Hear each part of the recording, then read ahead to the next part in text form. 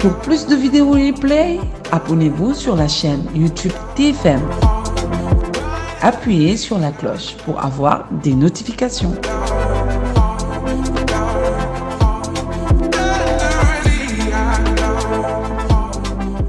Nous recevons Ousseynou Kassé, il est le directeur exécutif de l'Autorité nationale de biosécurité. Bonsoir Monsieur Kassé, merci d'être là. Bonsoir. On va parler certainement du One Summit Planet qui est organisé par la France et qui met l'accent sur la biodiversité. Mais avant tout, on s'arrête sur la structure que vous dirigez. Déjà, moi, quand j'entends biosécurité, j'ai envie de me demander qu'est-ce que c'est. Alors, la biosécurité, comme vous l'entendez, c'est la régulation des biotechnologies modernes. Alors, à partir de 1992, les Nations Unies se sont réunies à Rio pour relever 3 défis au niveau climatique. Un défi lié à la désertification, un défi lié à la conservation de la biodiversité et un défi lié au changement climatique. Et pour chacun de ces défis, il a été mis sur place une convention. Et au niveau de la biodiversité, la convention va avec des protocoles. Et la biosécurité, elle est prise en charge au niveau du protocole de Cartagena. Et par rapport à votre structure, ça fait combien de temps qu'elle est sur pied et quels sont ses domaines de compétences? Alors, initialement, la biosécurité a été considérée comme un programme au niveau du ministère de l'Environnement. D'accord. Mais en 2017, son Excellence le Président Macky Sall a eu une autre vision pour ces biotechnologies modernes. En mettant et en réaménageant le décret portant organisation mission de l'Autorité nationale de biosécurité. Et l'autorité fait la régulation maintenant des biotechnologies modernes. Vous faites de la biotechnologie tout simple. Par exemple, le boulanger qui fait du pain, donc avec la fermentation, il fait de la biotechnologie. Quand vous faites des techniques, par exemple, de greffe sur des arbres, vous faites de la biotechnologie. Mais quand vous utilisez maintenant l'ADN, donc là où est contenue l'information génétique, c'est-à-dire ce qui s'exprime quand on a des générations, on a des traits de caractère qui apparaissent par exemple sur votre descendance, etc. Donc c'est extrêmement compliqué. Et quand c'est à ce niveau, on parle de biotechnologie moderne. Et le monde, dans sa globalité, a reconnu les bienfaits au niveau de ces biotechnologies. Mais on doit les encadrer sur le plan éthique, en tenant compte des considérations socio-économiques et un encadrement de façon globale. Est-ce que les gens connaissent suffisamment cette structure? Alors, nous sommes en train, en matière de communication, d'abord de nous déployer à l'intérieur du pays.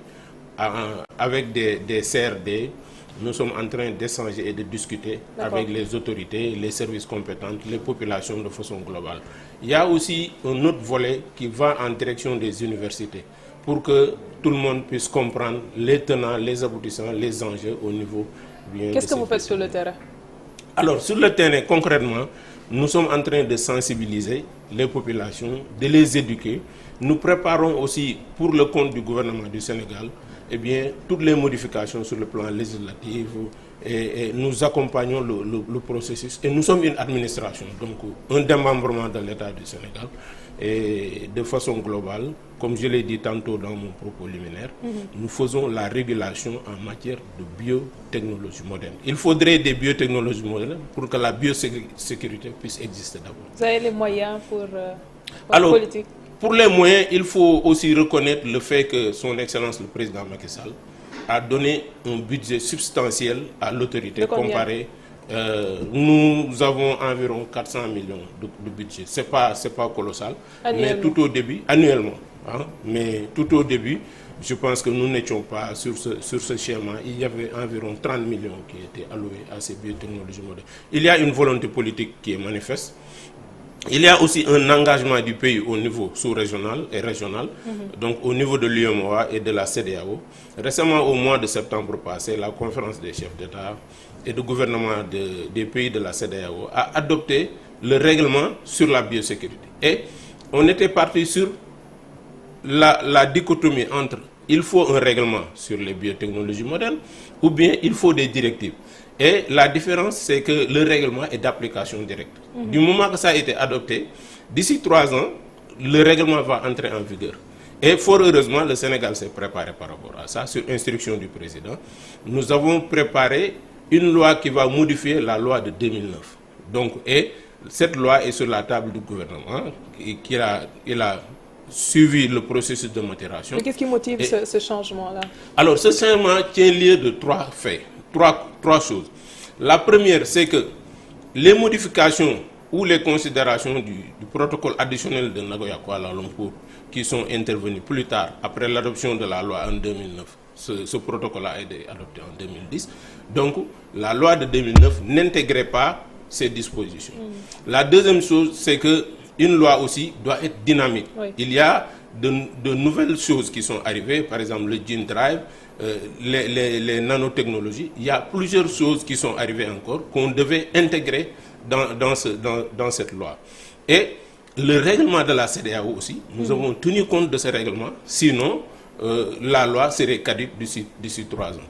Donc voilà les 3 piliers sur lesquels nous nous sommes appuyés pour modifier la loi sur la biodiversité. Alors nous en venons au sommet dont je parlais au début de l'émission, le One Summit Planet, la 3e édition du genre, organisée par la France. Et cette année, l'accent est mis sur la biodiversité. Comment appréciez-vous ce cadre d'échange? Je pense que c'est un cadre extrêmement important.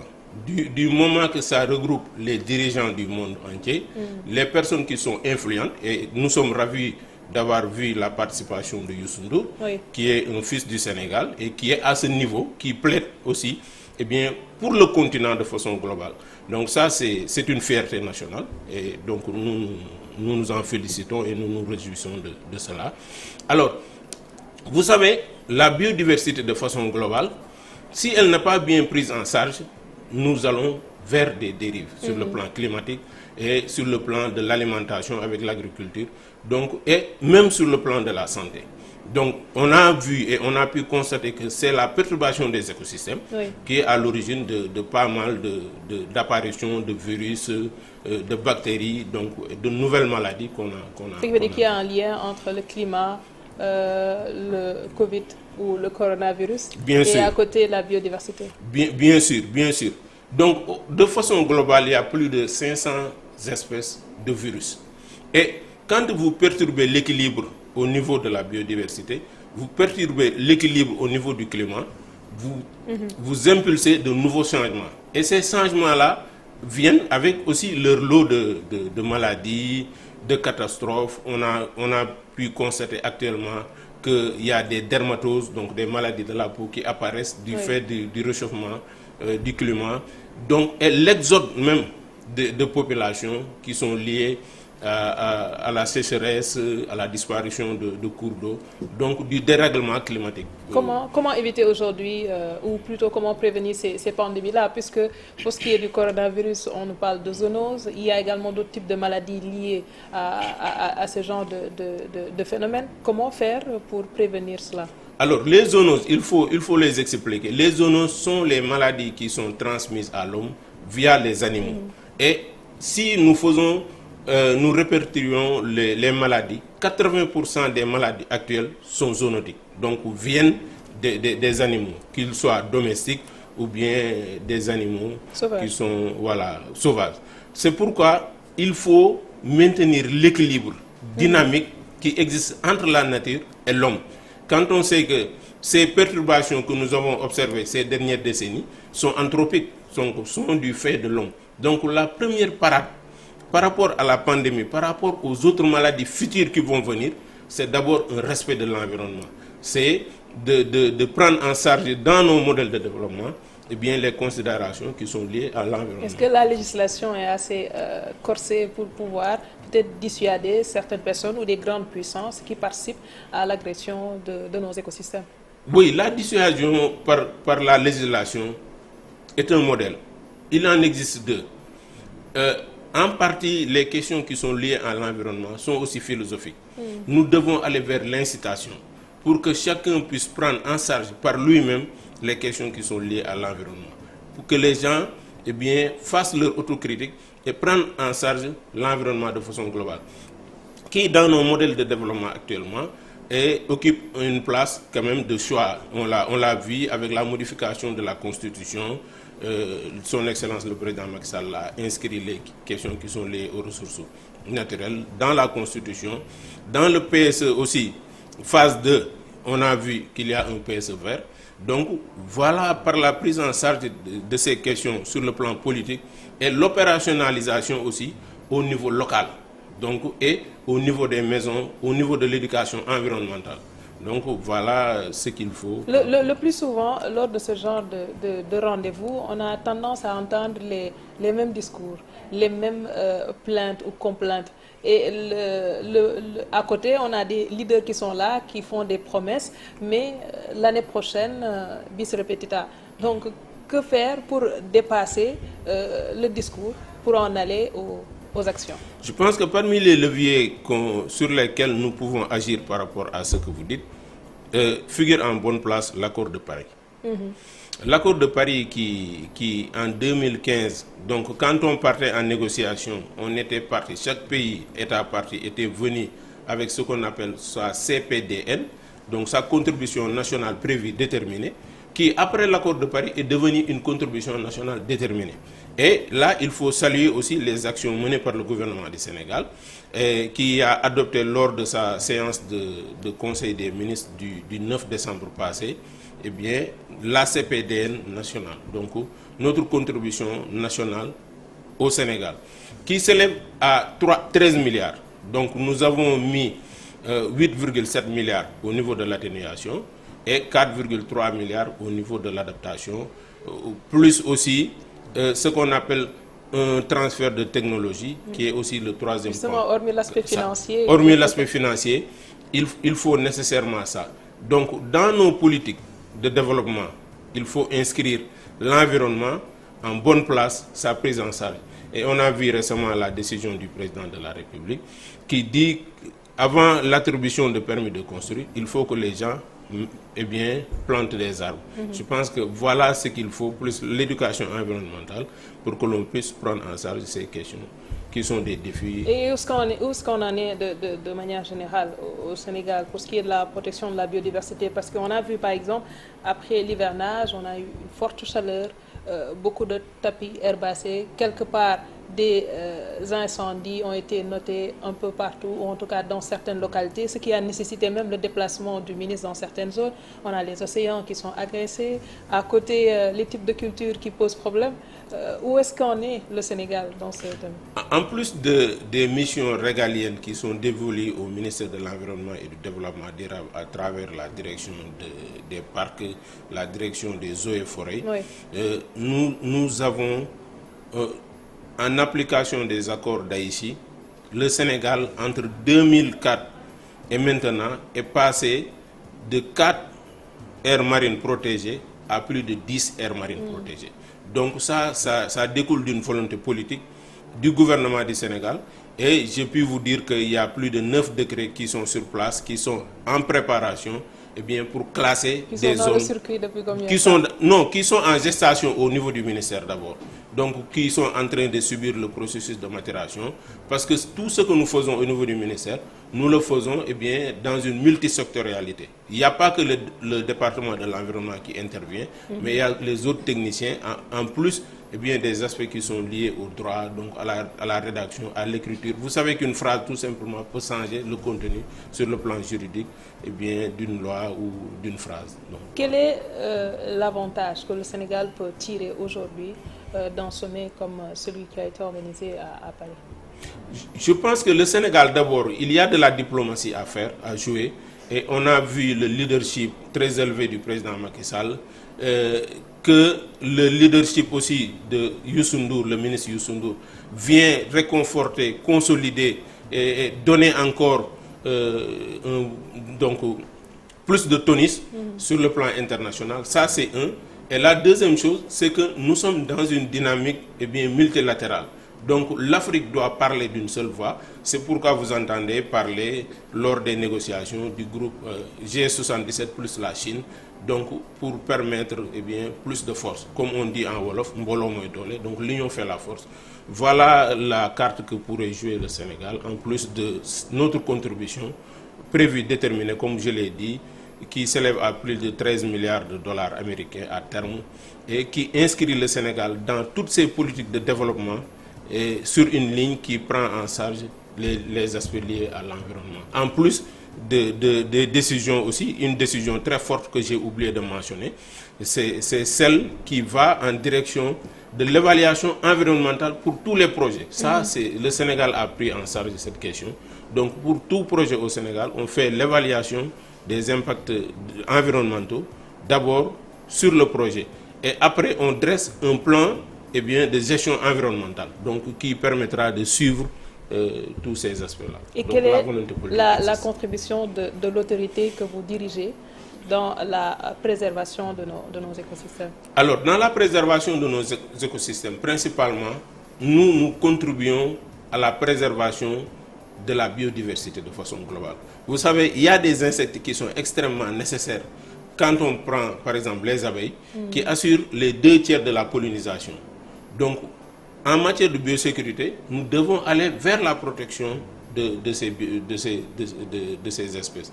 Et faire de sorte qu'il n'y ait pas aussi d'hybrides. Parce que quand, dans la modification ou dans le travail biotechnologique, on va vers la création de nouvelles espèces. Et ces espèces-là, on ne connaît pas a priori. Donc, si on peut aller vers des rapprochements et la création d'autres espèces qu'on ne maîtriserait pas donc dans le futur. Donc, c'est en quelque sorte pour endiguer, protéger cette biodiversité que nous travaillons. Donc, nous contribuons, comme les autres directions, la direction des parcs, des eaux et forêts, etc., donc à la préservation de la biodiversité. Et c'est votre mission, c'est ma mission. Chacun individuellement, chez lui, doit aussi prendre ces questions en charge. Et si on s'arrête sur la question de la vaccination, parce que tout à l'heure vous avez parlé de la pandémie, du coronavirus, il y a une course au niveau international de grandes puissances qui sont là et qui proposent des vaccins. Au niveau du continent africain, peut-être que le continent est encore en retard, mais est-ce qu'aujourd'hui, l'autorité que vous dirigez peut être une force de proposition pour qu'on puisse avoir, qui sait, demain, une proposition de vaccin sur la table? Alors, pour ça, je pense qu'il faut faire la dichotomie. C'est vrai qu'on a vu avec le vaccin de Pfizer que la source, le matériel de travail est un matériel qui vient du génome, donc d'une transformation biotechnologique. C'est des techniques qui existaient, que les gens n'avaient pas utilisées auparavant. Et ça, je pense que pourquoi les gens sont arrivés très vite à l'obtention de ce vaccin, c'est en partie grâce au travail qui est fait par les Chinois. Tout au début de la maladie, les scientifiques chinois ont réussi à séquencer le gène. Et il y a eu une collaboration sur le plan scientifique à jamais égalée. Auparavant, qu'est-ce qui se passait? Chacun était dans sa recherche pour trouver le vaccin et faire du profit. Ou bien on avait des lignes programmatiques de travail qui sont spécifiques. Mais sur ce, les gens ont partagé l'information, donc les scientifiques, ils ont séquencé le virus, donc tout le travail scientifique est allé très rapidement. Oui. Donc, et voilà pourquoi l'utilisation de ces biotechnologies date de longtemps au niveau de la médecine, même si ce n'est pas notre domaine de compétence. On a vu qu'avec l'utilisation de l'insuline, il a fallu utiliser des bactéries pour avoir de l'insuline, contrairement à ce qui se faisait auparavant, qu'on cherchait sur des cadavres ou bien sur des porcs, etc. Donc voilà une prouesse qui est obtenue grâce à une biotechnologie, mais qui répond sur le plan médical. Ce qui veut dire que vous n'intervenez pas, n'intervenez pas dans ce domaine. Par rapport à ça, mais s'il y a de la recherche dans ce domaine, tenant compte des biotechnologies modernes, nous allons intervenir par une régulation. Et nous avons des leviers, 3 principalement. Mais qu'est-ce que vous appelez une régulation? Non, la régulation c'est quoi? C'est-à-dire ceux qui veulent travailler dans ce domaine ou qui ont des produits dans ce domaine, ils nous les soumettent, une demande, une administration. Nous recevons ce qu'on appelle la notification, que nous examinons et nous nous appuyons sur un comité national de biosécurité qui est en miniature le Sénégal. Et j'en profite pour saluer aussi au passage votre confrère Abdou Aziz Mbaye, qui est membre du comité national de biosécurité. Il représente l'association des communicateurs traditionnels. Nous avons un comité national technique de biosécurité qui est constitué de scientifiques et qui, après le travail fait par le laboratoire de biosécurité qui est au niveau de l'Université de Dakar, eh bien, valide ce travail-là, regarde les informations et les fait passer par le Comité national de biosécurité. Lequel Comité national de biosécurité donne son avis avant la prise de décision. Donc voilà le processus et le protocole de façon. Sur quel chantier aujourd'hui devrait-on s'appesantir dans l'urgence pour ce qui est de la préservation des écosystèmes? Pour la préservation des écosystèmes, je pense que le premier chantier, nous y sommes déjà, c'est mettre sur place les dispositions réglementaires et législatives qui nous permettent d'encadrer la chose.